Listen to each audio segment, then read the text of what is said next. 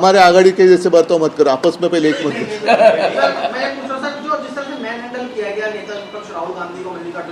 अरे सिर्फ उनको ही नहीं, कल मैंने देखा कि बहुत सारे लड़कियां मतलब बच्ची है 9-10 साल की है, कुछ महिलाएं हैं, जिस तरीके से उनके साथ बर्ताव किया गया, ये हिंदू संस्कृति का मैं नहीं मानता कि ये हिंदू संस्कृति में इसको मान्यता है कि महिलाओं के साथ ऐसा व्यवहार करे। तो फिर रावण और आप में फर्क क्या है? इस्तीफे को लेकर आप लोग भी डटे हैं? अगर बच्चे इस्तीफा मांग रहे हैं तो क्या उसमें गलत क्या है? उनका भविष्य का मामला है ना, एक व्यक्ति या पूरा देश का भविष्य, इसमें आपको चुनना है। सर, काल तुम्ही आंदोलनस्थळाला भेट दिली, फ्लॅशलाइट्स लावून तुमचं तरुणांनी जोरदार स्वागत केलं, तुमची प्रतिक्रिया पहिल्यांदा? मी पहिल्या दिवसापासून या सर्वांच्या मागे समर्थन देण्यासाठी आहे आणि उगाच काय काय मी करतोय काय हे सांगण्याची मला काही हौस नाहीये, परंतु तरुण हे आपल्या देशाचं भविष्य आहे।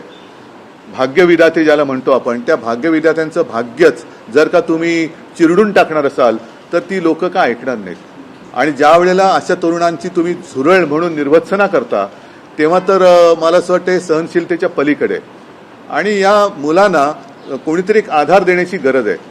आज त्यांना जर आपण आधार दिला तर हे देशाचे भावी आधारस्तंभ देश वाचवू शकतील, पण आजच जर का ह्या आधारस्तंभाला तुम्ही तोडून मोडून टाकून हुकुमशाही लादणार असाल तर ही मुलं गप्प नाही बसणार।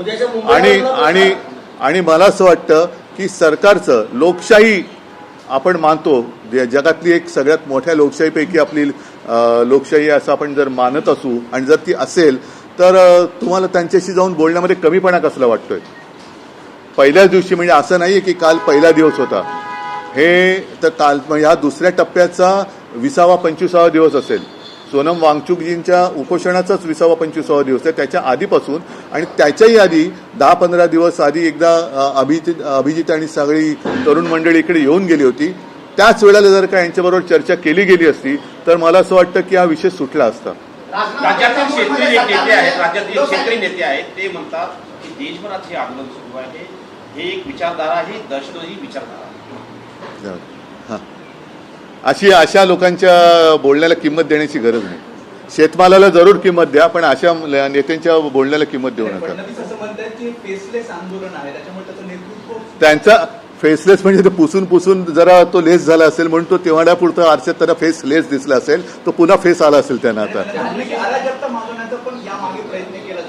असं आता मला पण वाटायला लागलंय। कारण ज्या तऱ्हेने सत्ताधारी वागतायत तर सत्ताधाऱ्यांचा डाव देशात अराजक आणण्याचा आहे का?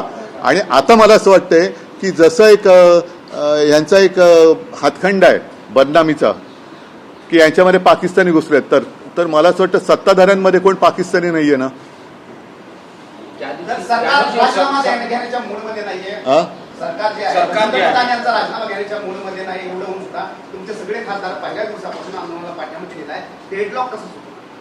त्यांच्याशी चर्चा करा ना, तुम्ही चर्चा करा।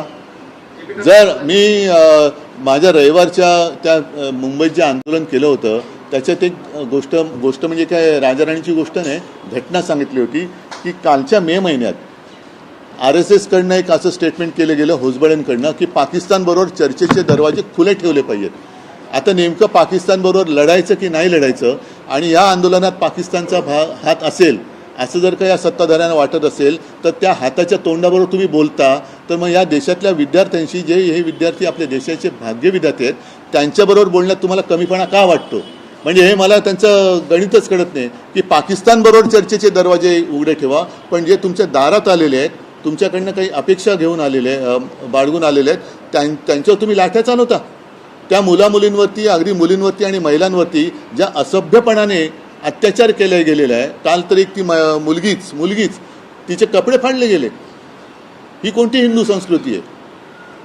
ही हिंदू संस्कृती बसत नाही, ही रावण संस्कृती झाली। केंद्र सरकार म्हणतोय की आम्ही चर्चेसाठी तयार आहे, मात्र धर्मेंद्र प्रधानचा राजीनामा आम्ही घेणार नाही।